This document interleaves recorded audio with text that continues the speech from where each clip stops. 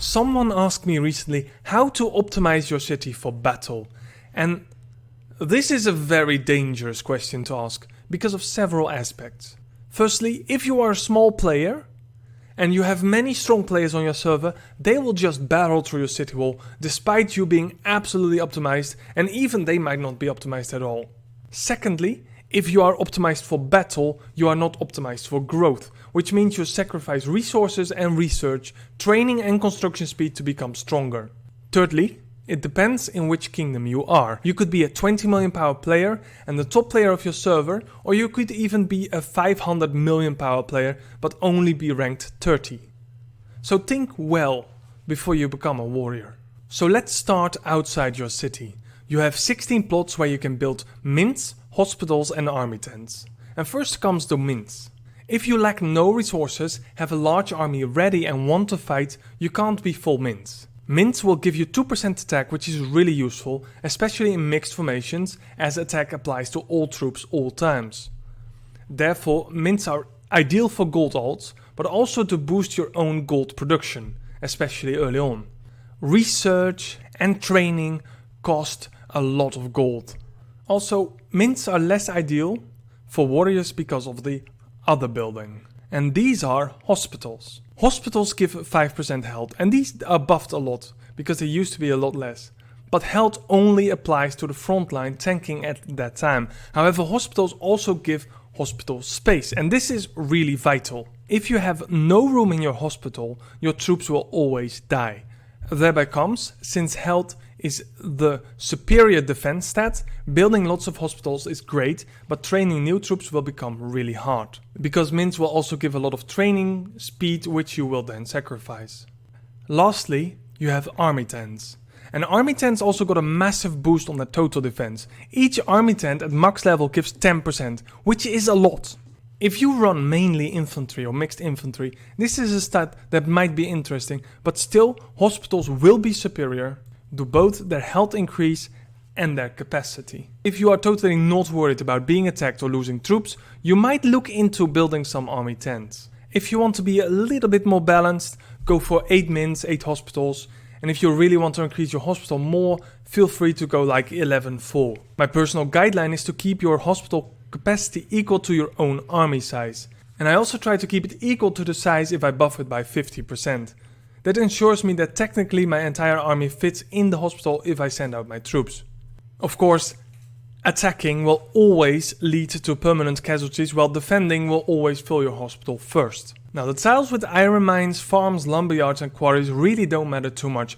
You want to always keep one farm, which you simply need as prerequisite of upgrading other buildings, and keep the rest mixed, about 5 or 6 each. Inside the wall, everything needs to be maxed out, and the Bannerman Hall, the dungeon and the Hall of Faces will be really hard to get to 25, as you need special items to upgrade them. However, they are the most important to you as a warrior. If you are the top warrior in your alliance, you probably are the rally leader, so you need a Bannerman Hall at max as soon as possible. Having a level 60 Lord will give you an additional 30% army attack. However, a Lord can't be forever in your dungeon. After a while, depending on the Lord level, it will enter the execution time. But only if the castle is level 17 or higher. Then after executing that Lord, you will get a massive buff in the Hall of Faces. Maxed out, the Hall of Faces will give you 38% total attack, defense and health, as well as 21 marching speed for 24 hours per Lord executed. And these are all very important preparations, especially when you look at events as Alliance Conquest. A very important building is also your rookery, as it will be warning you for incoming attacks. Especially when you're being rallied, this is really important. And you also have the opposite of it, namely your spying research. And that will bring us to the Maester's Tower. Your first and primary goal is to complete the military tree. Technically, you couldn't call yourself a warrior if you haven't completed it. And since the production tree must be completed before you can unlock tier 4, always do that first as well, up to diamond prospecting. If you have both and you unlock tier 4, you can call yourself a mid-tier player. And this is also pretty much the best time for you to decide that you can turn your city into a more war-based city. When we look to other researches, defense has 3 separate research trees. It will cost quite some to invest in that one, so first start with unlocking all formations in the formation tree. This will help you much more to set up rallies, create diverse formations to counter enemies and much more. After that, it might be wise to turn to advanced military. This tree has everything you need to train much cheaper, heal much faster, but more importantly has the archives, more deployments and troop formations. Talent Archive will let you pre-edit multiple talent trees.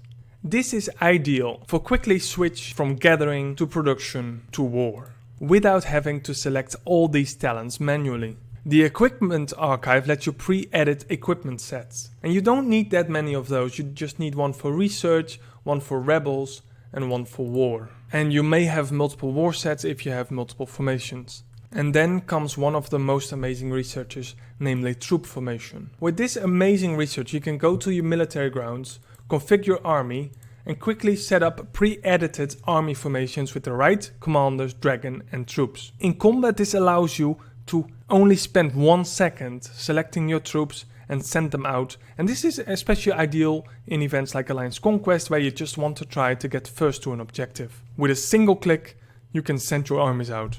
Another incredibly important aspect is your meat shield. You can send a full royal army and will lose a lot of royals. This is absolutely not necessary and even foolish. You must always set a meat shield of at least 1 tier less. For example, if you have a 500,000 army size, you set about 100,000 elite infantry. You can then set about 50,000 royal infantry as backup buffer and the rest you fill with royal spearmen or royal cavalry, depending on what formation you're running. This is because the lower tier will always get wounded or dies first. And this is incredibly useful because pulling 100,000 elite infantry out of the hospital costs almost nothing. However, if you want to pull out royals from your hospital, this is incredibly expensive and it costs a crazy amount of gold and time. Another great thing from the advanced military tree is the recruitment skills.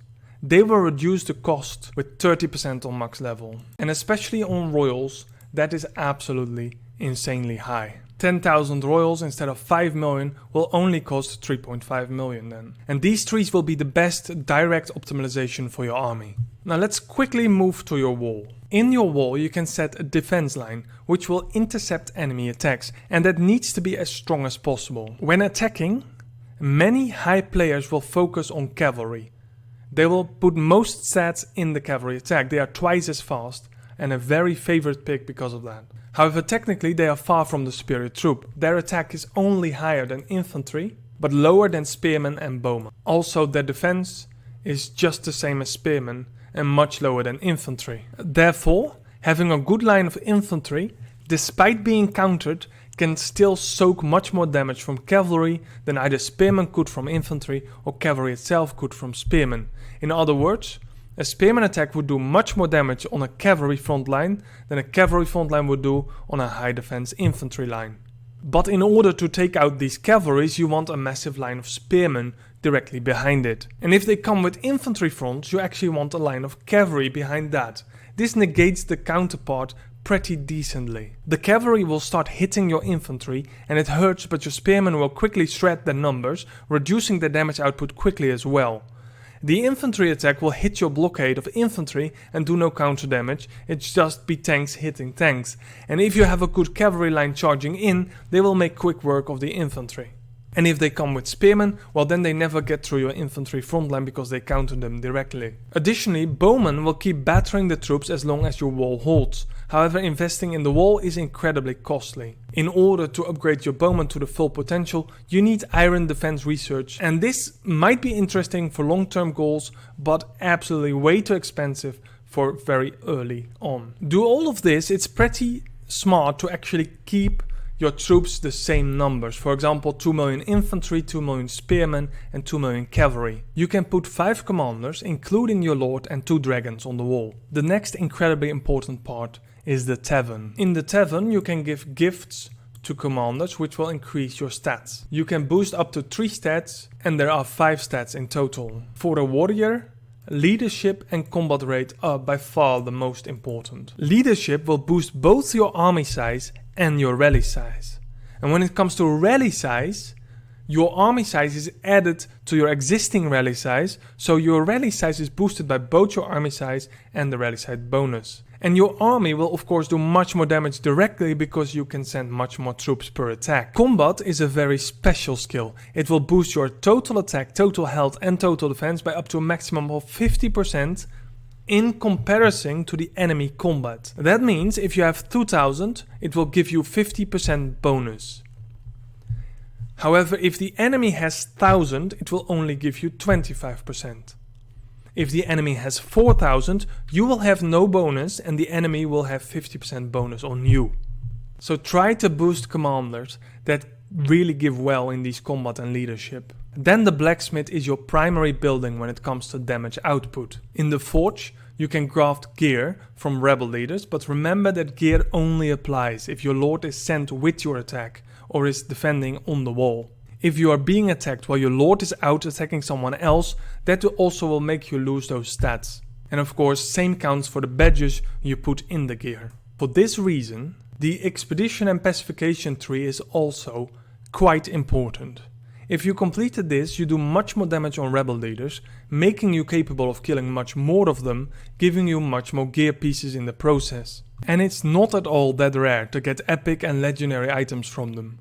Or even both. Of course, by far, the most important one is refinement. This is your biggest stats booster. If you clear Expedition Beyond every day, you get somewhere in between 300 and 500 refined rough. In a few months, you can easily get at least 1 tree to legendary and start working on your next. And also Army of the Dead will give you many refining materials. For a warrior, the best stats are total attack, army size, enemy attack reduction. And if you have a primary troop, for example you have many good commanders for this, or you just always attack with cavalry or spearmen, make sure to pick the attack bonus for that as well. With the total attack added, if you max out all refinement, it can boost one troop to 400% bonus attack easy. It is actually quite hard to get the right stats, but there is no secret in slots or chances. It's just a really low chance for the good skills and you just have to spend sometimes over 100 tries before you get something half decent. The castle itself will give you army size,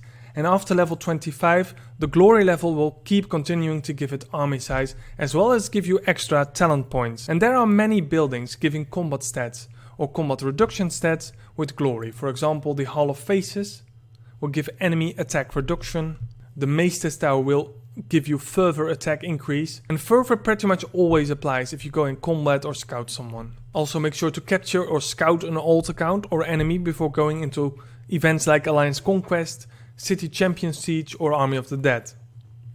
This will give you the further buff for the entire match, and this also counts for King's Landing's buffs. Other than that, the glory level of the market also gives you total attack. All the buildings will give mainly stats for health and defense. Now your city is optimized for war, and of course don't forget the skills on your dragon. They are absolutely perfect. If you want to try to get for an ancient skill, make sure you save up all your advanced skill raffle tokens until there's a very good one and then use them all at once. Don't spend them every day, whatever you do. Sending a dragon not only will do direct damage to the enemy, but also reduce and boost your stats, and as well as boost your allied stats. And allied is actually when you are in a rally. If multiple people send their dragon, you will keep boosting your rally leader more and more and more. That's why it's so important that when going for a very important objective, as many people as possible bring their dragon, because all these buffs will stack. Now your city is optimized for war, but if you're small and the buildings are far from level 25, this guide is poor advice for you. Focus on growth first. I hope you liked this guide and it helped you out. Make sure to drop a like and subscribe for more. If you want any guides that you can't find on my channel, just ask.